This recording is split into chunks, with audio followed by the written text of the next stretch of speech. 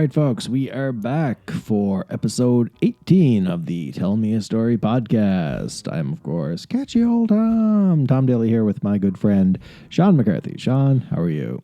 Fine, Tom. And yourself? I'm doing okay. That's Doctor good. of History. Did I say that? I meant to say that. No, that's okay. He's the Doctor of History. I cannot say it enough. I don't stand on titles.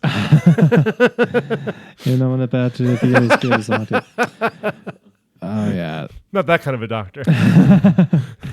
We today are going to talk about... You can join that long line of people that are fitting me for the collar, though, Tom, if you want. He's the Doctor of History, but he might be the Father of History for this episode because... Bless me, Father, for I've sinned. We are going to talk about St. Michael's Basilica. Yes, indeed. All right. So I just come from confession, Tom, so try to keep me, okay, from wandering too far. Okay, so his energy is going to be here. It does something for him, the opposite of anyone else.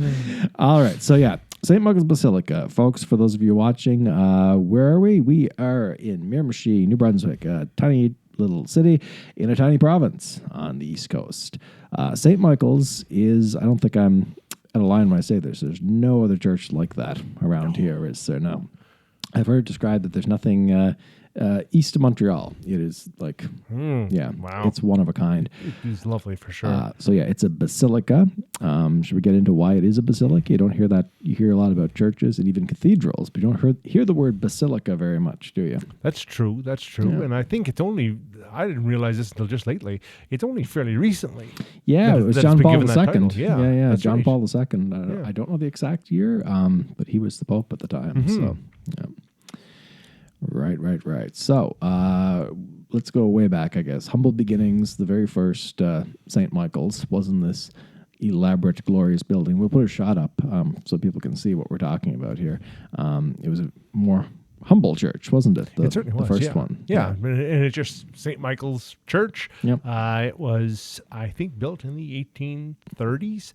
Okay. And it was called after, obviously, St. Michael the Archangel, Yep. the Prince of the Heavenly Host, but who was also the patron of the first missionary priest there, Father Michael Egan, who, of course, was, kind of all over everywhere in those years, from Chatham, downriver, all the way upriver, and was kind of by foot, by horse, by canoe. Oh, wow. He traveled So this guy all over everywhere. Yeah, that's it. Right.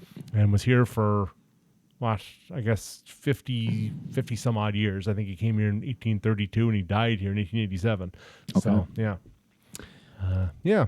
And I think succeeded by a number of priests, including Father Veriker, who apparently is way back somewhere on the tree, a relative of mine, really? so they say. Yeah. Well, my great-grandmother was a Veriker, Cecilia Veriker, and apparently they tell the story around home that apparently Father Veriker was pretty outspoken.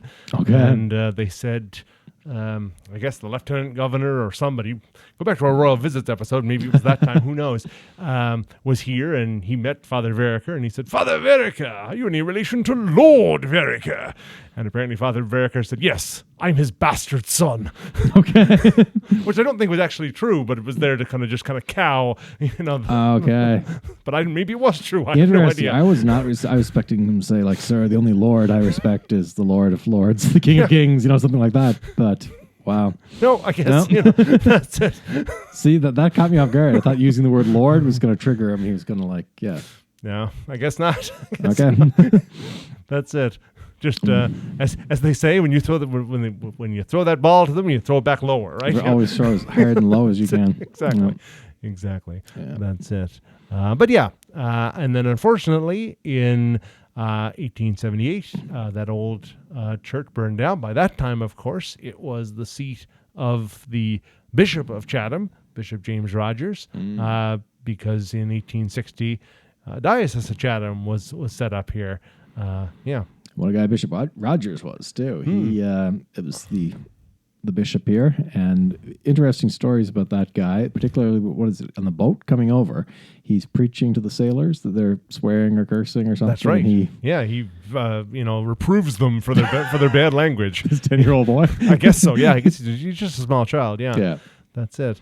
And then I can't remember if it's before that or after that. There's this whole idea of him being locked in the church overnight. Yes, I heard that one too. Yeah. Yeah. That's it. So And this is very close to Jesus. it really is. It really is. There's a striking resemblance to the finding of Jesus in the temple. In the temple. You Yeah, know, yeah, that's yeah. it. Yeah. Yeah. His parents are looking for him frantically, and he's Yeah. kind of, he's there with the priest finds him later, and he's on the altar or anyway, and he's wrapped in like the priest's robes or whatever, and then he's talking to the priest afterward, and anyway, so yeah, and then when his parents find him, he's in conversation with the priest, yeah. much like Yeah. Jesus was, I should say. Exactly. Yeah.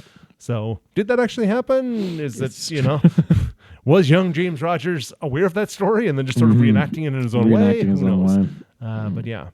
But interesting character for sure. And again, was here for 40 some odd years as well. So, definitely left his mark and raised a lot of money. Like went over to Europe, and got a lot of money for building of a number of churches, including the revived St. Michael's Cathedral that was as it was then. Yeah. That's something, because Europe's going through a lot around that time period, but to still be able to go over there to fund a church over here. Yeah.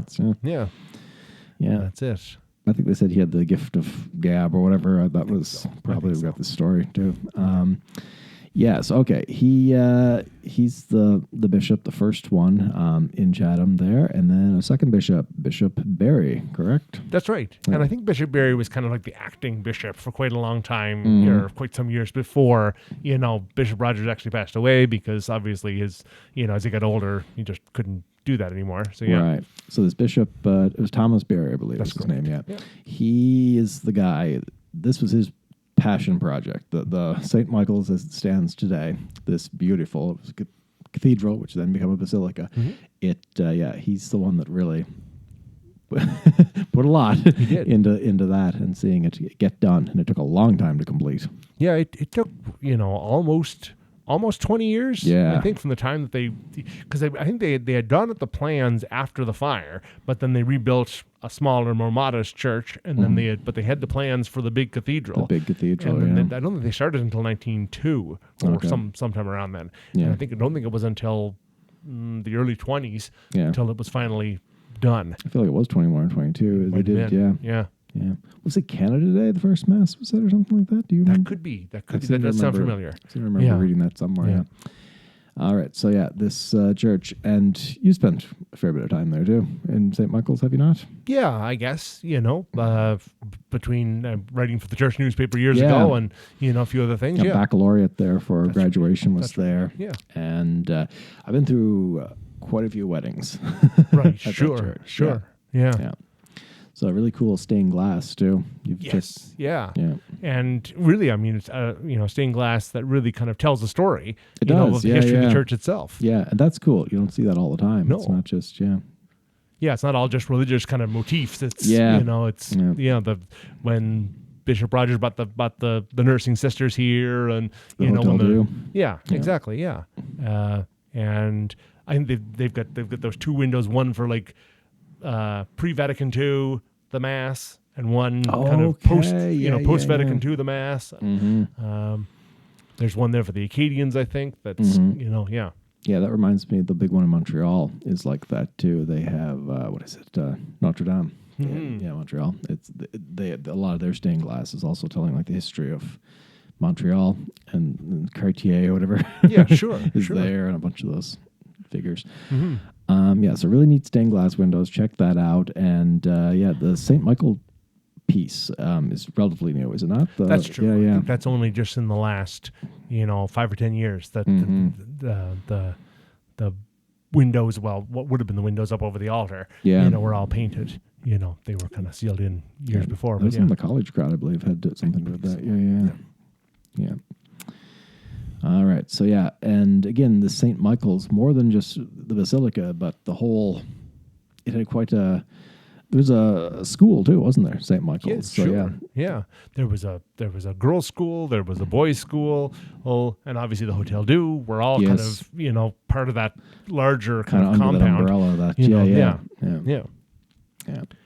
And I mean, not only drawing on connections here and obviously in Europe, but I mean the whole thing was planned by a firm in New York, a I know that the Archbishop of San Francisco, Archbishop Thomas Reardon, preached from the cathedral at one time. His roots were kind of back here. Also, I think Father Dennis Dunn, maybe who was Monsignor Dennis Dunn by that time, I don't know, but he was from Chicago, and again also had roots back to the community. He was, I think, one of the guys that raised one of the Irish regiments for the Civil War. So again, so a lot of connections internationally. And in the church. Feels like back in the day, the Irish Festival used to pull in priests from all over Canada and the States too. That's true. That's true. They did. Yeah, and of course, and every year had the Irish Mass, there. Yeah, that's true. On a more somber note, there's a lot of priest funeral masses have been there, haven't they? Not? That's what I remember going to too.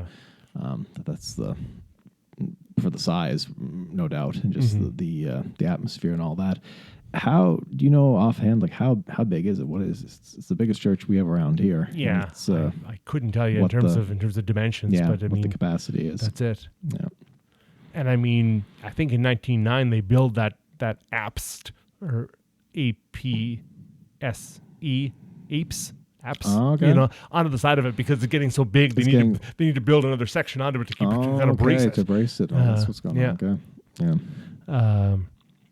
And if you've ever been in there, it's kind of a blast from the past, like that little kind of Marian chapel that's there because it's just the stone. Oh, cool. I don't think I've been in there. No, that would be really cool to check out. It's quite something. Yeah. Yeah, so they have all sorts of history there, and the museum as well, a little museum off to the side. Yes. And you spent some time there too. You actually spent overnight there, didn't you? You did a retreat, did you not? I did. Locals? Yeah. Well, I've done a few. Yeah. Yeah. That's right. Yeah. Okay. Yep. In the last couple of years. Yep. Did you see any ghosts? I didn't. I heard a lot of unearthly snoring, but but I'm pretty sure it was all. I'm pretty sure I could point to who was doing it, but I haven't seen any ghosts. No, but I know you've said that there are quite a few of them there. Yes. Yeah. Some of the research I was doing, apparently it's very haunted. So there you go, another reason to check it out. And one of which they say in the ladies' bathroom, you look in the mirror and you'll see a reflection of a girl. Okay. Looking back at you or looking, behind you, and she's not there. So that's very interesting. Very, what is it, Bloody Mary or something? That's true. That's true. Yes. So that one has been claimed to have been seen a number of times, and also a lot of the sounds of children, the disembodied laughter of children. I think it was described as. So I guess at least they're laughing. But yeah. And particularly on the staircase, the going up to the second floor is supposed to be quite haunted. Okay. And so a lot of ghostly children have been reported being heard. So like up from the basement to the main church, or up from the main church like up into the choir loft? Up into the choir loft. Okay. Yeah. And the basement's supposed to be haunted too. There's the one that appears in the bathroom down there, and and they said they've heard a lot of children's noises. Okay.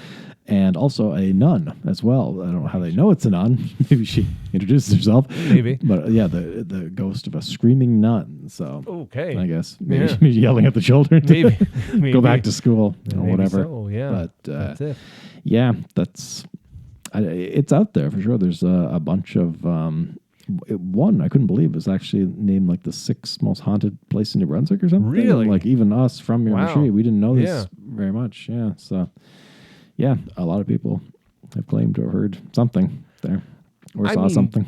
I mean, and a lot of history there, and it's a sprawling complex.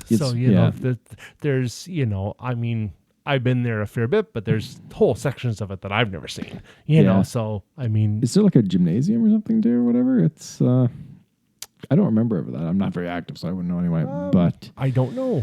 Maybe. Yeah, there may have been. I think that's haunted too. But it doesn't ring a bell to me. And I think at one time there was like a subterranean, access to some of those other buildings that we talked about before, like over the school and tunnels, folks. There's tunnels. Oh yeah. So, there's that. There's the grotto that's that was there, but I mean, you can still see it, but it's not. It's Oh, not in tell me use more anymore. about that. I heard the term grotto, but I don't think I knew about it. There was. So again, for those of you that maybe just to kind of visualize this, we've shown you a picture, but the church is up on the hill, so kind of off toward, I guess, like the district office building in Ian Bailey, like off to there. Okay. We completely lost the people that are not local, but anyway, whatever. Ian, what? This is the traditional New Brunswick. I'm referring to a building that doesn't even exist anymore. Yeah, I was going to say, my father would be proud. That's it, exactly. That's it, exactly. Yeah. Where the splash pad's going to be, we think. We hope. But yeah. So over there, there's at one time, I think, right into the hillside, there was a water source. Okay, yeah. And I think the statue of the Blessed Mother was there. Whatever. Okay. You can see where that was, but I don't think any of that stuff is there anymore. Okay. And I've seen old pictures of it, for sure. Okay. So I heard the term grotto, but the one I think everyone here, Lourdes is the big one right here. Yes. So yes. that's, Exactly. Yeah. So it always involves water, I guess. Okay. Yeah. I was unaware, but and so neat stuff. And what else? We'll give a shout out to St. Michael's today. I guess still fairly active in the community. Sure, There's yeah. lots of stuff going on there. Mass every day and twice on Sunday. So this guy knows. And so it would be a cool place, just even if you're not religious at all. And people told me this. People said, like, I'm not religious at all, but that's a really cool, place to check out, whether you're just into really interesting architecture or the history or the influence of the Catholic Church at that time, or ghost stories. Hey, sure. Who knows what you'll see? And recently, the colors of the North Shore Regiment, were suspended up inside the church. So when the I guess they exchanged colors at one time here, not very long ago. I think it was around 2020. They hung up the old colors inside of the church. So that's something also that you can see. Yes. And the graveyard, too. There's quite a few folks of note in that graveyard, is there not? Absolutely, yeah. Between not only, religious folks, but of course, like I say, a lot of writers. There's a monument, of course, to the survivors, or to the lost from the Lushtak. I guess not the survivors, but yeah, the victims at Middle Island, and yeah, quite a few people. The big one I'm thinking of is Michael Whalen. So the writer of the Dungarvan Whoop, all the way back to episode 1, the first episode that we did. He's buried there. Yes. As far as I know. At St. Michael's. Buried somewhere. Yep. Whether he's in that spot or not, that remains to be seen. Yeah, and I mean, kind of a good story, I guess, a kind of a where he passed away and was unfortunately in the poorhouse, and for many years his grave was unmarked. And it's only been recently, through the efforts of the community, that people came together and purchased a stone for him. Stone there. Yeah. Yeah. And that's a massive graveyard too, isn't it? It is quite large, yeah. Yeah. Yeah. That's it. What about a shout out to the store that's there? the bookstore. The bookstore. Yeah. Because they got some neat stuff there. I know we both hunted for some really interesting books. One of which, and this will be a bit of a spoiler for an episode coming up, is on the Cures of Father Ryan. Yes, is it not? True. That's true. Yeah. Yes. What a book that is. Yeah. Really, a lot of books that you wouldn't think you'd find, anywhere that they've got them. So not only is it sort of a religious bookstore, but there's a lot of local books there too. Yeah. And and again, a lot of reprints that maybe you couldn't find anywhere else. Exactly. Yeah, that's it. Yeah. Yes, indeed. And a great research library if you're interested in that sort of thing. There's a lot of material there that you wouldn't think, would be in a church archive, but it just so happens that, through the jigs and the reels, that's it. I think all of the log books for one of the old wooden sailing ships. Is there just because the captain, when he died, he gave everything to his son, and his son was a priest. That's how it happened. Okay. Yeah, Father McLean, I think. So. And didn't you find tapes too? There's the priests. Yes, that's right too. Yeah. So there are thank you for mentioning that. There was a couple of cassette tapes that I found there that were just marked D-Day dinner. And were actually the reunion from the North Shore Regiment, and with Monsignor Hickey recording a greeting to them, and then recording a greeting back to him. So, and he was the war chaplain. He was for these guys. Yeah, that's it. And I don't think there's copies for sale there, but there are copies of his Scarlet Dawn, the book he wrote about his experiences there, as well as Father Benedict Murdoch's book, The Red Vineyard, about his experiences in the First World War. Gotcha. Yeah. Right. All right. So, yeah, that's St. Michael's Basilica. Anything else you think to add there, Shawn? Your research? I know you spent some time there, like I said. Yeah. No, it's like I say, it's certainly a great building with a lot of history. And again, still a fairly vibrant community today, and of course, I guess maybe we should also mention, of course, nearby the Bishop's Palace, which was built, around that same time. Yeah, what a name, the Bishop's Palace. Yeah, and another gorgeous building, wasn't it? That's right. The sandstone from that, do we know, is that local, the St. Michael's, or that came from somewhere else? I want to say that it might have come from Quarryville, but I could be wrong. Yeah.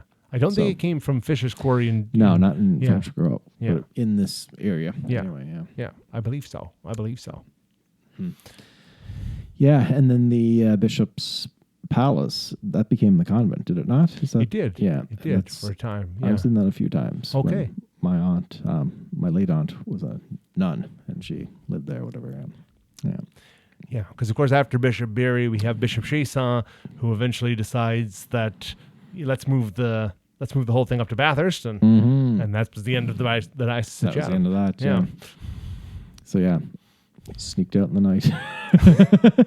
I heard that. I read that somewhere. Oh, really? Okay. Yes, okay. That it happened like that. Do you know what I mean? That it was just right. one night. It was all gone. That's it. Yeah, which is pretty wild. You know what I mean? That's it. And next went St. Thomas, and next went the Air Base, and holy dying. There you go. Oh, yeah. The grievances of Chatham. That's a special episode for down the road. But yeah, no, cool church. And one we've both been to. Check it out. Lots of pictures online you can find. If you ever do get a chance to visit it, by all means. Glowing red cross at the top, too. Can't miss it. Yes, indeed. Yeah. I've recently heard a story of that apparently years ago, that cross was maintained by the air base and by the airport. I heard that too, because it was so high. They didn't want the planes to hit it. Yeah. It was the first one. Now the churches can literally be one story, and they'll put a glowing cross on it. Right. But yeah, that was the reason why it had the glowing cross. It had it before anyone else. Yeah. And then they all kind of caught on after that. I guess so, yeah. That's it. And I hate to be the guy that had to go up there and change the light, though. Oh yeah, it's a heck of a climb. Yeah, it's beautiful at Christmas time too, St. Michael's. It's been a long time since I was in there at Christmas time, but I remember the last time I was. It looked great.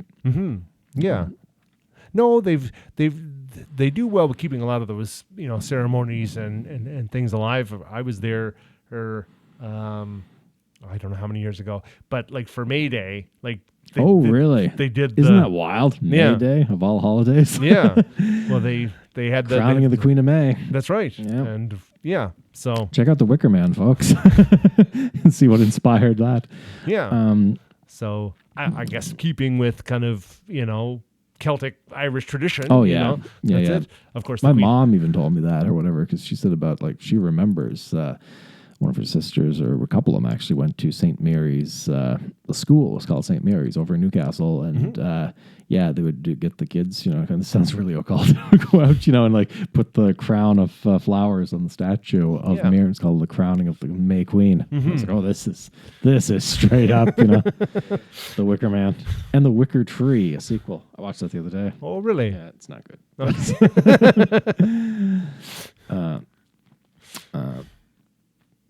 Anyway, yes, there we go.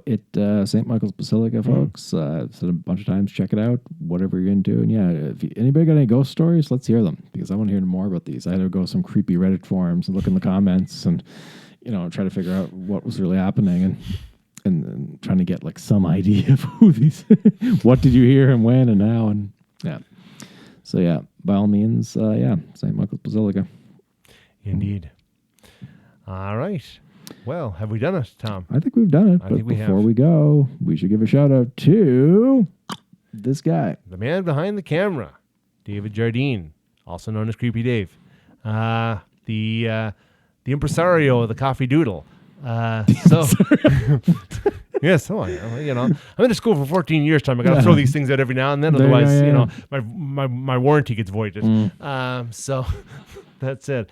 But have a look online right here on YouTube for David Jardine Coffee Doodles. Subscribe and watch all of his great work, which is just as great, maybe if not better, in front of the camera than it is behind, and he makes us look good each and every week. Of course, if you're in the Miramichi area when you're watching this, or if you're going to be very soon, look us up. Character Matters Miramichi. We've got a summer full of events, and we'd love to see you this summer. All right. Thanks, everybody.